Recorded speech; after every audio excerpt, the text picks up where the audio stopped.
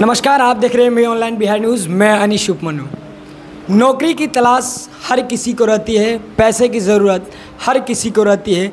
तो आज जिस संस्था में हम मौजूद है, उस संस्था के द्वारा कई लोगों को, कई युवाओं को नौकरी दी जा रही है। तो सर है हमारे साथ, सर का परिचय खुद ही सर अपना बताएंगे और सर से हम जानेंगे कि आज इनके जो ऑफिस है, ऑफिस के बाहर जो हॉल है उसमें कई युवा बैठे हुए हैं।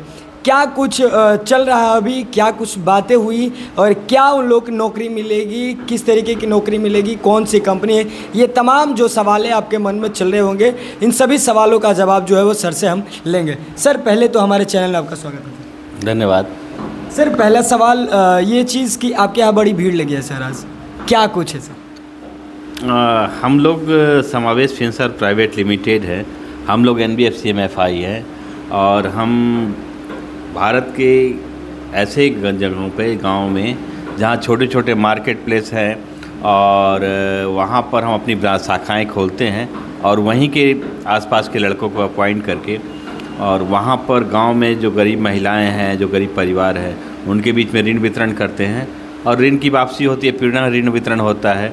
तो ये पूरा माइक्रो फाइनेंस का काम यहाँ चलता है। फाइनेंस काम है। आज जितने बच्चे आए हुए हैं सर, उसमें से कितने बच्चों की सिलेक्टेड हो गए हैं, कौन से बच्चे सिलेक्ट हो गए हैं और कितने बच्चों को नौकरी मिल गई है आप लोगों की तरफ से? देखिए, ये कहने में हमको थोड़ी हिचक नहीं है कि इस नौकरी में नौकरी मिलना थोड़ा सा मुश्किल नहीं है, लेकिन नौकरी में बने रहना थोड़ा मुश्किल होता है क्योंकि हमारा जो कोई रूटीन नहीं होता। हम अगर गांव में काम करते होते तो हमारा रूटीन जो गांव की औरतें हैं, जो एग्रीकल्चर लेबर हैं, उनके अकॉर्डिंगली फिक्स होता है। तो हमें कभी सुबह में उठ के जाने होते हैं, मीटिंग सुबह में होती है, तो ये चीज़ें हर को सूट नहीं करता।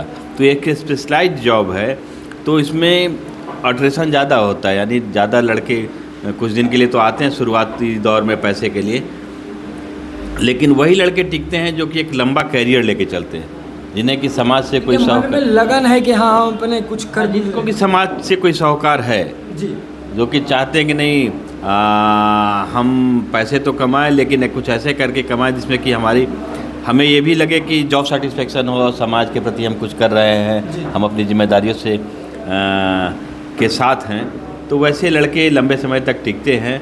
और आप अगर कहें तो इसका जो अच्छी बात है इसमें यह है कि हमारे वहाँ इस बात का बहुत ज़्यादा महत्व नहीं है कि कितना शिक्षित लड़के आ रहे हैं। इस बात का महत्व है कि जो लड़के आ रहे हैं उनमें सीखने की प्रवृत्ति कितनी है और वो कितना आगे जाते हैं।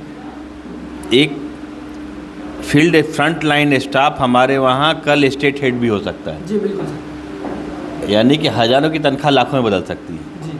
और ऐसा हुआ है।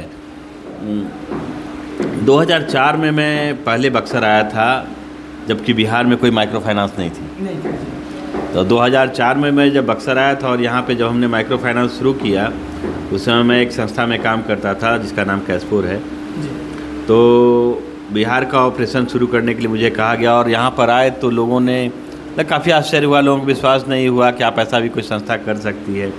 और आज जब दोबारा हमने अपनी संस्था शुरू की है और हम आए हैं, तो हम आपको बताते हुए हमें खुशी हो रही है कि एक SROs के रिपोर्ट में पिछले 3 सालों में सबसे ज़्यादा अगर कहीं ऋण वितरण हुआ है तो बिहार है।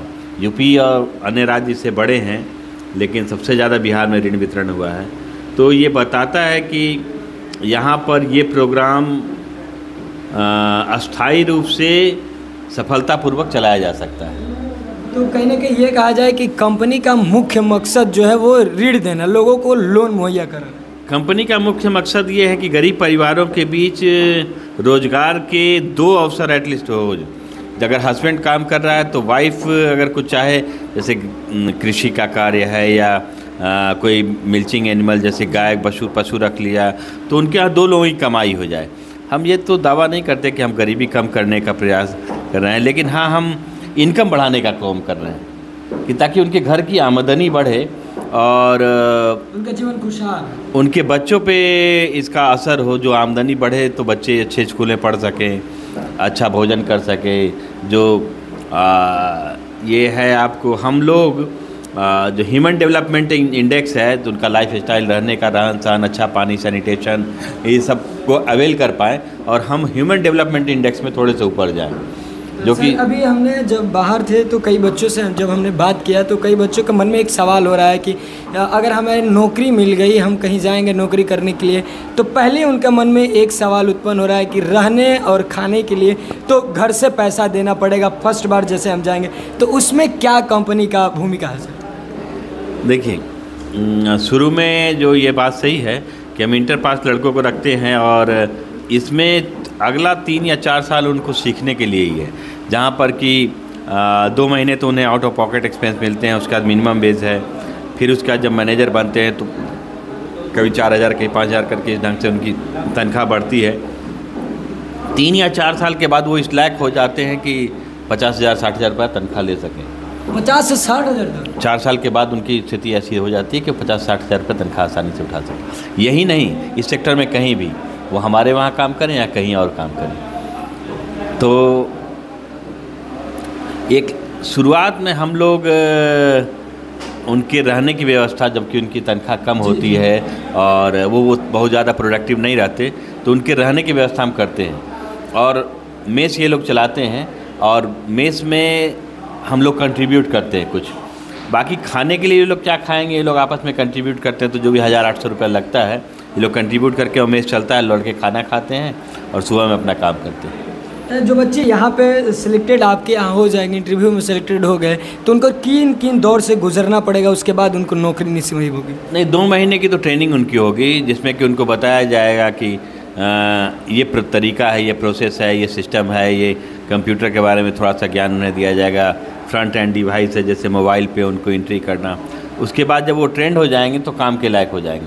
काम के लायक हो जाएंगे तो उनकी सैलरी के साथ साथ कुछ इंसेंटिव भी उसमें जोड़ दिया जाता है, तो उनकी तनख्वाह फिर करीब 14-15 हज़ार रुपया हो जाती है। सर एक और सवाल मैं करूँगा, जरा कड़वा तो है सवाल, लेकिन सवाल मैं आपसे करना चाहूँगा कि कई लोगों के मन में जो है, जिस तरीके से आपने कहा कि हमारी कंपनी का एक मोटो है, मकसद है कि जो गरीब परिवार है उनको उत्थान करना, उनको बढ़ाना, पैसे दे करके या लोन दे करके या उनको पशु के तरीके से उनको आगे बढ़ाने का मकसद जो है आपकी कंपनी का है। तो एक सवाल ये हो रहा है कि कई लोग जो है वो अब पीछे हट रहे हैं प्राइवेट संस्थाओं से लोन लेने में भी या उनमें पैसा जमा करने में, क्योंकि सहारा का जिस तरीके से ये कार्य हो गया, उसके बाद प्राइवेट सेक्टर से लोगों का मन पीछे की तरफ बढ़ रहा है। सर इस पे क्या कहेंगे आप? देखिए, जो सहारा या आप किसी का एग्जाम्पल ऐसी संस्थाओं का दे रहे हैं, हमारे सर्टिफिकेट में ही है कि हम नॉन डिपॉजिट कंपनी है जी। हमें जो आरबीआई ने सर्टिफिकेट दिया है उसमें लिखा है कि ये नॉन डिपॉजिट एनबीएफसी है, यानी कि हम कोई डिपॉजिट नहीं लेते। और जैसा कि आपने कहा कि लड़के खाने का अरेंजमेंट और ये सब जो कर रहे हैं, क्या किसी लड़के ने ये कहा कि उनका 1 रुपया भी लगा है यहाँ तक आने में या नौकरी में या कुछ में या फॉर्म में या किसी चीज़ के नाम पे? ये चीज़ें हमारे वहाँ नहीं हैं। और हम अगर भाग जाने की बात है तो हम तो पैसे बांट रखे हैं, हम भागेंगे का? हम तो पैसे बांट रखे हैं। लिए रहते तो भागने में कोई सोचने वाली भी बात होती? हाँ, लिए रहते तो कुछ सोचने की बात होती, भागने जब दे ही दे रहे तो भागेंगे कहाँ से? ऐसी संस्थाएं भाग नहीं सकती जो ऋण दिए रखी, समझे? तो इस बात का तो कुछ वही नहीं है। अच्छा, इसके हेड ऑफिस की बात करें सर तो कहाँ पर? वाराणसी में इसका हेड ऑफिस है और इनकी शाखाएं हम लोग राजस्थान, झारखंड, बिहार, यूपी, इतने राज्यों में, मध्य प्रदेश, इतने राज्यों में काम कर रहे हैं। यहाँ से जो बच्चे सेलेक्ट हो जाएंगे सर, वो बनारस के बाद उनको नौकरी मिलेगी ऑफिस के बाद, या उनको बिहार से मिलेगी, कहाँ से मिलेगी? यहाँ जो बच्चे सेलेक्ट हो जाए उनको? सारे एम्प्लॉय हमारे हेड ऑफिस के एम्प्लॉय होते हैं जी।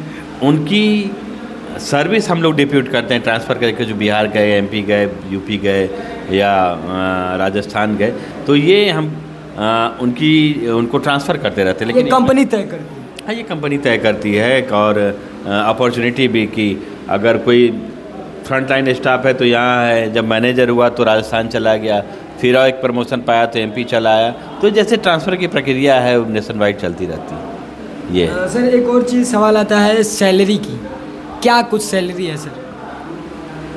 हम जैसा कि हमने शुरू में ही कहा, क्या क्या पद है सर यहाँ? कि हम अपॉइंट करते हैं मैनेजर के पद पे।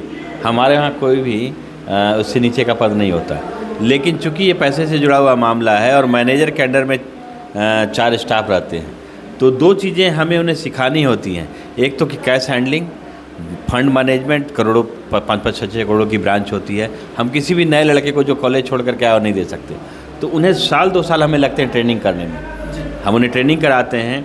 पहले हम उन्हें बताते हैं कि फ्रंट लाइन में जो स्टाफ काम कर रहे हैं वो मेंबर पे गांव में जा कर के मेंबर से कैसे बात करेंगे, कठिन परिस्थितियों में भी अपना संयम बनाए रखेंगे और शिष्टाचार से बात करेंगे उनसे। जब वो औरतों को, जो गरीब औरतें हैं, उनको सेंटर को मैनेज करने हो जाते हैं लायक, फिर हम उन्हें ब्रांच बताते हैं स्टाफ को कैसे मैनेज करना है। स्टाफ मैनेजमेंट अपने आप में बहुत बड़ी चीज़ है, क्योंकि अगर स्टाफ मैनेज नहीं होंगे, फील्ड मैनेज नहीं होगा, तो कोई भी ऑर्गेनाइजेशन सस्टेनेबल, स्थायी रूप से नहीं चल पाएगी, सस्टेनेबल नहीं हो पाएगी। तो उन्हें बताते हैं कि सस्टेनेबल कैसे हो पाएगी संस्था। जब उन्हें वो ज्ञान हो जाता है तो 2 साल के भीतर उन्हें मैनेजर बना देते हैं। मैनेजर बनाते हैं सर। तो एक और चीज़ सर आपका परिचय और किस पद पे इस कंपनी में है सर आप? मैं इस कंपनी का प्रमोटर, डायरेक्टर और CEO हूँ। तो और मैं 1997 से ऐसी संस्थाओं में काम करता रहा हूँ, इस सेक्टर में रहा हूँ। मैं इससे पहले दूसरी नॉट फॉर प्रॉफिट कंपनी में हमने 25 साल बिताए हैं। उसके बाद हम लोगों ने तय किया कि नहीं, हम लोग ऐसी अपनी संस्था शुरू करेंगे जो कि छोटे मार्केट प्लेस में अपना काम कर सके। और हमने अपनी नौकरी के दौरान ये देखा कि बहुत सारी संस्थाएं हैं, वो या तो मेंबर के लिए सोचती हैं और या तो जो उनके इन्वेस्टर हैं, प्रमोटर हैं, डायरेक्टर, उन लोग के लिए सोचते हैं। जो स्टाफ बीच का काम करने वाला है उन पर कोई ज़्यादा सोच नहीं रही है, कोई ऐसी प्लानिंग नहीं रही है। तो हमारे यहाँ हमारी शुरू से सोच रही है, आप ये कह सकते हैं कि चूँकि आप भी नौकरी पेशा रहे हैं तो ऐसा रहा हो सोच आपका, तो हो सकता है।